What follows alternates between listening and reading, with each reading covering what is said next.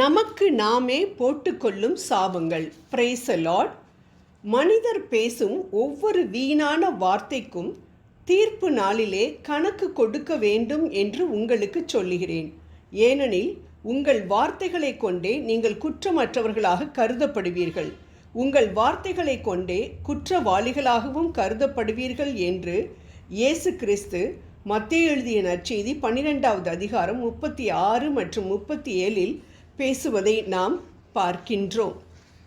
தன் மகன் மேல் சாபம் வந்தால் அது தன்மேல் விழட்டும் என்று சாபத்தை தன்மேல் ரெபேக்காள் போட்டுக்கொண்டதை நாம் தொடக்க நூல் 27வது அதிகாரத்தில் வாசிக்கின்றோம். ரெபேக்காள் தனது மகன் யாக்கோபிற்கு அவனுடைய கண் தெரியாத தகப்பனார் ஈசாக்கிடத்தில் அவர் தனது மூத்த மகனாகிய ஏசாவிற்கு கொடுக்க இருந்த ஆசீர்வாதத்தை ஏமாற்றி பெற்றுக்கொள்ளும்படி கூறுகிறாள். யாக்கோபிற்கு ஆசீர்வாதத்தை பெற்றுக்கொள்ள ஆசைதான், ஆனால் ஏமாற்றுவதில் கண்டுபிடிக்கப்பட்டால் வரும் விளைவுகளை குறித்து அவன் பயப்படலானான். என் தந்தை என்னை தடவி பார்த்தால் என்ன ஆவது? அவரை நான் ஏமாற்றுவதாக தெரிந்துவிட்டால் என்மேல் ஆசைக்கு பதிலாக சாபத்தை அல்லவா விழச் செய்து கொள்வேன் என்றான். ஆனால் அவன் தாய் ரெபேக்கா அவனிடம், மகனே, உனக்குரிய சாபம் என் மேல் விழட்டும் என்றாள். தொடக்க நூல் 27, 12 மற்றும் 13வது இறைவார்த்தைகள். இந்த சம்பவம் தன் மேலேயே கூறப்பட்ட சாபத்திற்கு ஒரு அருமையான உதாரணம். ஆனால் ரெபேக்கா தன் மகன் யாக்கோபிற்கு சொன்ன குறுக்கு வழி வெற்றி பெற்றது. ஆனால் அவருடைய சொந்த வார்த்தைகள் வெற்றியின் பலனை அவள் அனுபவிக்க முடியாதபடி மன வருத்தத்தை கொண்டு வந்தது. தொடக்க நூல் 27, 46. அவள் வஞ்சகமாக பெற்று தந்த ஆசீர்வாதத்தை யாக்கோபு அனுபவிப்பதை அவள் காண முடியவில்லை என்பதையும் நாம் பார்க்கின்றோம். இதேபோல் இஸ்ரவேலர் இயேசுவை சிலுவையில் அறையும் என்று சொல்லி இரத்தப்பழி தங்கள் மேலும் தங்கள் பிள்ளைகள் மேலும் விழட்டும் என்று தங்கள் மேல் சாபத்தை வருவித்தபடியினால் இன்னும் சிதறடிக்கப்பட்ட நிலையில் இருப்பதை நாம் காண முடிகின்றது.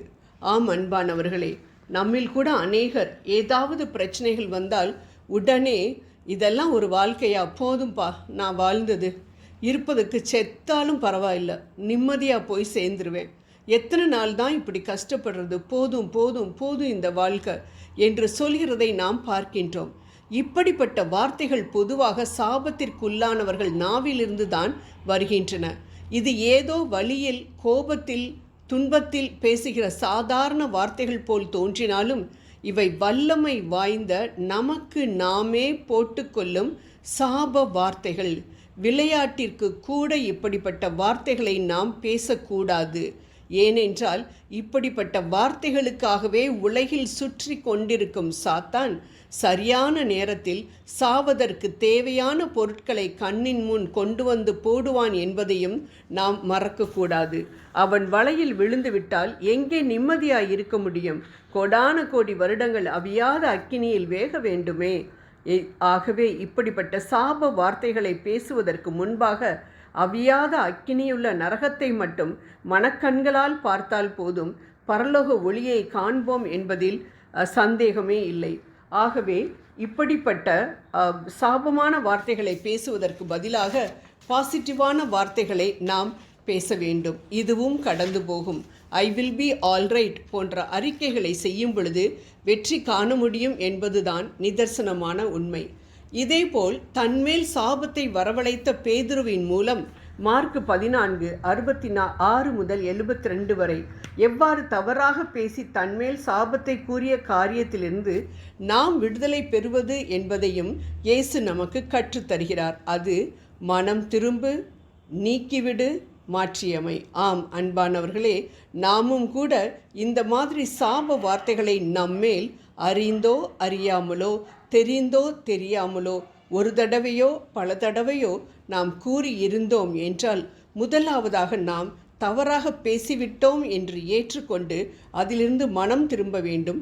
இரண்டாவதாக அதை நம்மிடமிருந்து நீக்கி போட வேண்டும்.